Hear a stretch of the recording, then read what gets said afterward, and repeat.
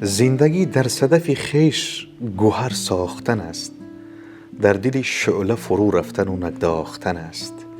عشق از این گنبدی در بسته برون تاختن است، شیشه ای ماه ز طاق فلک انداختن است. سلطنت نقدی دل و دین ز کف انداختن است، به یک داو جهان بردن و جان باختن است. حکمت و فلسفه را همت مردی باید، تیغ اندیشه بر روی دو جهان آختن است.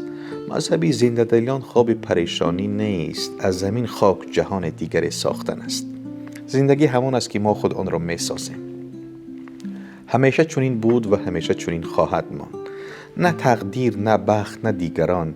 این ما هستیم که با هر انتخاب، هر اندیشه، هر عمل مضمون زندگی خود را معین میکنیم. اگر آرامی است از خودی ماست، اگر ناراضگی است نیز از خودی ماست، اگر محبت است، اگر شکست، اگر کامیابی، همه آن آینه باطنی ماست. میخوای زندگی تغییر یابد؟ اول خودت رو تغییر ده، زیرا زندگی همیشه به اندازه اندیشه های خودی تو تغییر مییابد. با خیرت بمانید تا بهترین ها را بشنوید. ما برای شما بهترین ها را پیشنهاد میکنیم.